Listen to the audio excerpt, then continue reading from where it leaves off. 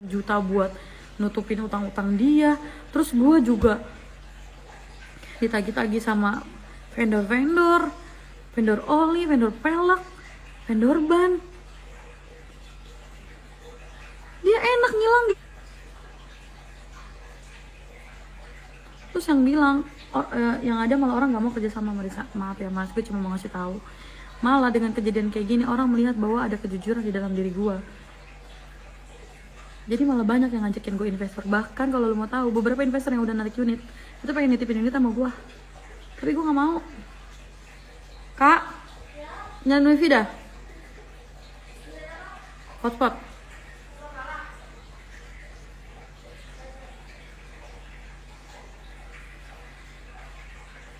Kebanyakan ngomong apa kak biar bisa investor nanam duit gede-gede? Ya kebanyakan pasti bawa-bawa nama belakang dia lah. Ntar deh, nanti deh ada deh konferensi persnya, ada nanti deh. Biar kalian nanti dengar sendiri. Kalian dengar sendiri dari orang nanti nih. Udah belum kak?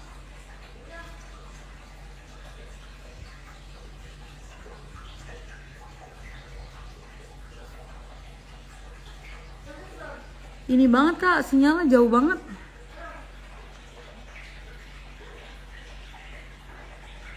Tahu banget di posisi Karisa, mau 02.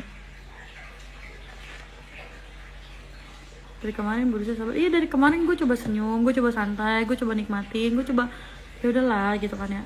Siapa sih yang nggak pernah salah di dunia ini? Siapa sih yang nggak punya aib di dunia ini? Gue juga sama kok punya. Tapi bukan berarti lu harus diem aja ketika ngelihat banyak orang yang dirugikan sampai hari ini. Dan tujuan kita ngomong juga supaya yang bersangkutan muncul atau nemuin, gak usah di sosmed, gak usah, gak apa-apa. Tapi temuin, WA-in gue sampai tadi juga nelfon kok, gak diangkat. Karena udah susah dicari, gak salah juga buat temuin Pak Haji. Mas, gue udah WA, jawaban dia gak mau tahu. Lu ngapain nyuruh-nyuruh gue ketemuin bapaknya? Lucu aja. Emang mau dilaporin, emang. Minggu udah sampai di sini. Emang mau dilaporin, tenang aja, tenang. Ntar gue balas chat bagus gue.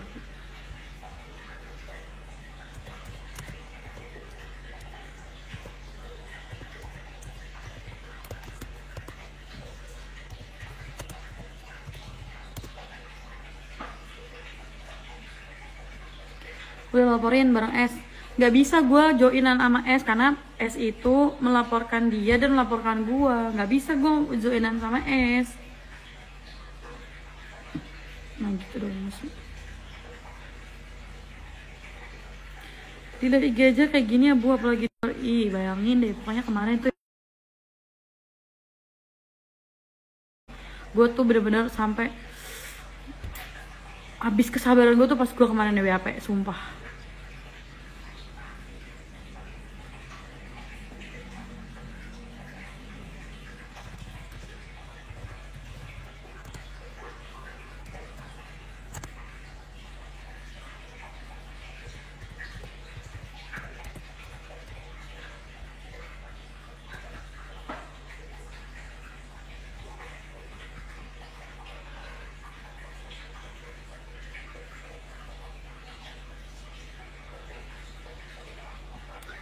Gue lagi emosi tapi gue lagi nerima kabar bagus tadi bentar.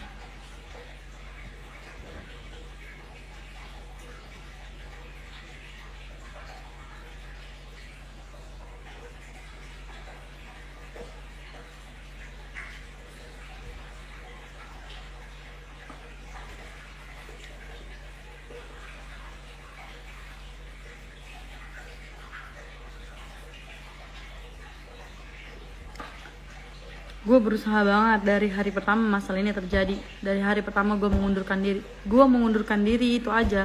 Itu udah berat banget buat gue. Beratnya tuh apa? Ini pasti bakal banyak masalah yang gue hadapin. Bener kan ternyata. Banyak masalah yang dihadapin. Tapi gue masih dituduh-tuduh bahwa dia bilang itu tolong orang-orang yang apa tadi nih. Ini si bodoh siapa namanya nih tadi? Widianto Widi. Untuk semua investor MTI, segera ajukan ke MTI kalau merasa dirugikan. Sebelum Dirut yang punya kesepakatan waktu itu kabur. Dia menuduh gua bahwa gua itu melakukan live-live kayak gini untuk bertujuan buat kabur. Salah orang gak sih? Emang posisinya di mana nggak tahu gue. Kemarin terakhir dilacak di mapsnya, di selulernya dia. Kan di kepolisian bisa ngecek kan lokasi keberadaannya. Itu ada di Tawangmangu. Kalau dilaporin kasus penipuan, mbak, penjara paling 3-4 tahun tapi duit nggak bisa balik. Terus lu maunya gue apa? Gue putar balik. Maunya apa? Diem aja gitu pasrah, terus ntar dia besok muncul lagi dengan ya biasalah, Risa kemarin mungkin lagi ngambek, biasalah mas, wajar ya namanya orang lagi marah kan, kita nggak bisa melarang-larang mereka. Yang jelas sampai hari ini gue ada di hadapan kalian, berarti tandanya gue baik-baik aja. Lu mau dia begitu?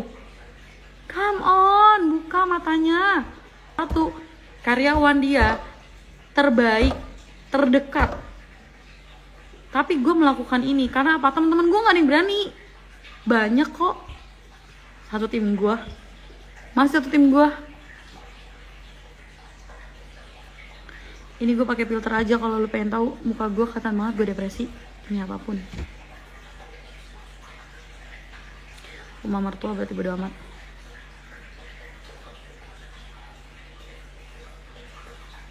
Gitu ya mas-mas, adik-adik sekalian.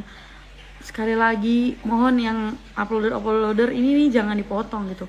Bahwa saya nge-live ini bukan bertujuan atau bermaksud untuk pansos atau untuk menyebarkan aib seseorang, karena kita semua punya aib. Tapi gua menuntut itikat baik karena dari segala macam cara yang udah dicoba itu tidak membuahkan hasil. Makanya saya mencoba cara yang selalu dia lakukan karena dia selalu merasa bahwa power dia ada di sosial media. Makanya saya menggunakan sosial media saya untuk menagih kewajiban dan tanggung jawab dia terhadap masalah-masalah yang dia ciptakan. Jangan gua terus yang harus menghadapi masalah-masalah yang udah dia ciptakan. Jangan lu pikir sebagai Dirut gua tidak bertanggung jawab. Gua selama ini ngalamin apa yang gua rasain sekarang itu karena gua bertanggung jawab. Dan lu harus pahami bahwa gua keluar dari MTI itu sebagai manajemennya, sebagai Dirut MTI itu masih karena gue belum rups. Lu bayangin masalah apa yang akan menghampiri gue kalau gue tidak begini, dan dia bisa melaksanakan kontrak-kontrak baru. Coba Amri, apakah gue nggak tahu? Lu jangan nanyain orang lain, gue ngurusin diri gue sendiri aja belum kelar. Memang yang terlibat dengan siapa? Nggak tahu, makanya gue nge-live. Nggak tahu, makanya gue nge-live, gue nyari tahu. Beruntung hari ini gue dapet satu. Nih ya, gue dapet satu yang tadi gue perlihatkan sama lo chatnya.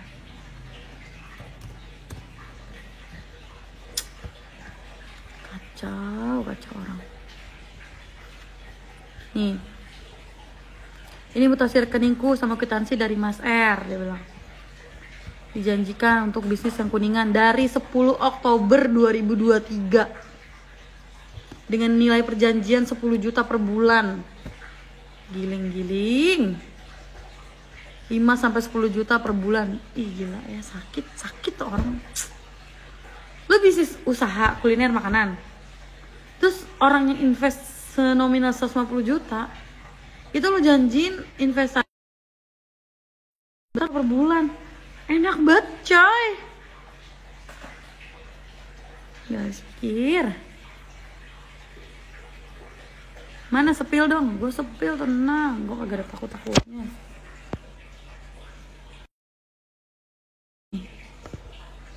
Lo lihat, ini kwitansinya. Ya. Ini tanggalnya. Itu materainya. Nih. Tuh, 150 juta. Store modal Kuningan.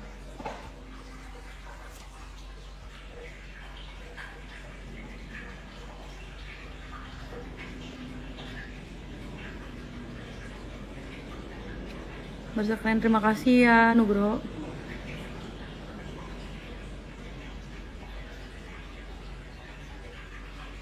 Naikkan berkas saja cepat. Iya, makanya sebelum itu terjadi saya masih ngeliat begini, izin mas, kalau misalnya memang live saya mengganggu ketenangan kalian atau mengganggu kesukaan kalian, saya minta maaf, saya mohon izin, saya tetap melakukan ini sampai batasnya nanti tiba, yaitu dimana saya melaporkan. Nah setelah saya melaporkan, saya bilang kemarin, setelah saya melaporkan itu nanti urusannya udah tinggal urusan sama pengacara dan sama nanti kita konferensi pers sama media.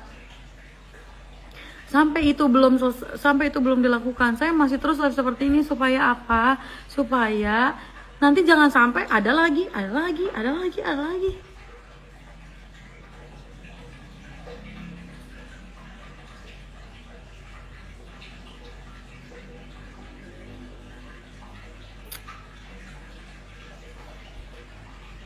Gue nggak, dari awal juga gue bilang gue nggak tahu apa yang dia alamin. Lu pada nanya duitnya dipakai apa, gue juga nggak tahu. Siapa tahu dia ada sebuah kebutuhan atau sebuah keadaan yang mendesak dia yang kita nggak tahu apaan itu, makanya klarifikasi, makanya coba datengin nih lu mas, lu kalau emang butuh tempat untuk bertemu dengan para investor lu sebelum gue laporan, gue kasih tempatnya itu di rumah gue. Kalau emang lu di etikat baik, kemarin gue ke Jogja, gue sampein kemarin salah satu investor gue, kalau emang dia punya etikat baik buat bicara dan buat ngobrol, gue ada di Jogja. Gue bilang begitu. Dia ada balasan, dia ada jawaban, nggak ada. Padahal itu tuh bener-bener niat baik, kita tuh udah capek lah ya dengan segala macam drama yang bakal terjadi nih. Ini kasus sama POS aja, ini lama nih, berbulan-bulan, menyita tenaga, menyita waktu, menyita uang. Dan gue rasa dari awal permasalahan POS itu simple, dari somasi dan lain sebagainya, dia udah ngajakin kekeluargaan. Gue juga udah nekenin dia, ayo datang. Dia malah datangin pengacara, dia malah nanyain, ini kira-kira harga diri gue jatuh nggak ya kalau gue datangin dia. Hey, harga diri yang lo maksud, harga diri yang lo pertahankan kemarin nyusahin gue.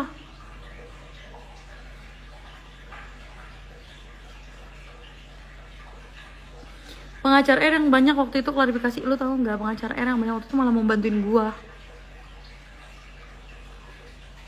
Betul, tindak kejahatan harus diselesaikan sampai adanya pertanggungjawaban dari pelaku, baik ganti rugi atau pidana.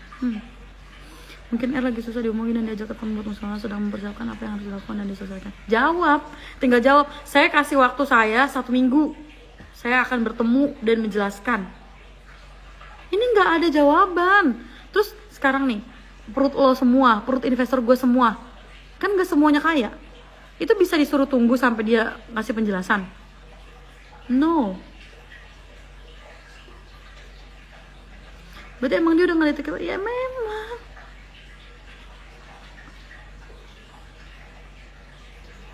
Si Era berapa dapat warisan dan dia berkali-kali ngomong kayak gitu. Gue nggak ngerti, berkali-kali gue bilang, dosa lo ngomong kayak gitu, berarti lo ngarepin ortu lo mati. Jadi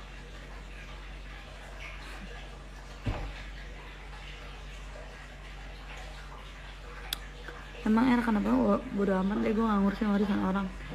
Intinya segitu ya mas-mas, adik-adik, kakak-kakak, om-om, tante-tante, bapak ibu sekalian yang menonton live saya. Siapa tahu salah satunya adalah calon mertua saya nanti. Kan gue gak tahu ya, ini kok calon mantu gue marah-marah di live gitu kan ya. Bu, bapak, saya ini begini buat memperjuangkan hak-hak saya dan hak-hak para investor saya kemarin yang kontraknya bukan sama saya. Jadi smart dikit, justru disitulah penipuannya. Bahwa apa, kok bisa dia kerjasama sama orang tapi tidak melibatkan gue sebagai dirutnya? Gimana sih? Tadi ngomongnya sama calon mertua ya, jadi harus baik. Jadi gitu ya bapak ibu sekalian, calon adik iparku mungkin nanti suatu hari nanti, kalau suatu saat nanti kan jejak digital ada dan terus ada. Jika video saya ini sampai di hadapan kalian dan terlihat terkesan saya itu emosi dan lain sebagainya, karena saya bener-bener udah capek banget, lelah banget sama drama-drama yang terjadi gara-gara masalah manusia itu. Tensi gue tinggi, mata minus gue bertambah, gue juga jadi nggak bisa ngurusin anak gue juga otomatis gue ngundurin diri dari MTI kemarin, gue nganggur, bodoh. Jadi sekarang gue ya orderan gue mungkin masih ada, cuman kan kebutuhan gue juga banyak, jadi ya gue juga pusing, duit gue juga nggak balik. Kemarin gue juga 20 juta harus nalangin utang yang dia ciptakan. Udah mbak, ayo buat teruskan. Iya nanti sabar, semua tuh ada waktu dan langkahnya. Sabar 6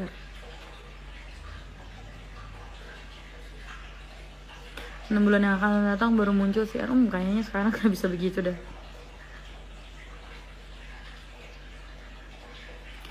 Guys mbak, yang ibu lakukan sudah benar, minimal yang mau ditipu sama LJ nggak jadi. Ya mas, jadi hari ini tadi yang tadi saya liatin itu ada satu orang lagi yang ngeliat live saya di YouTube lewat di beranda dia, dan dia pahamin dan dia langsung menghubungi saya lewat DM. Dia juga komen di stories di postingan saya buat minta nomor telepon dan lain sebagainya. Akhirnya saya komunikasi sama beliau dan ternyata benar, beliau mentransfer uang sebesar 150 juta. Dan sampai sekarang tidak ada kabarnya. Itu transaksi terjadi di bulan Oktober, sedangkan ini udah bulan Februari. Orang nggak ada kejelasan apa-apa, dihubungi nggak bisa. Tuh, kalau nggak gabung sama kasus masalah ini bakal anyep. 150 juta nggak bakalan dianggap di kantor polisi juga kalau misalnya cuma segitu, dan apalagi lawannya gede.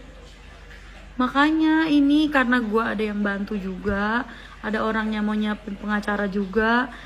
Gue tahu bayar orang-orang pasti takut gara-gara bayar pengacara mahal, gara-gara urusan gini.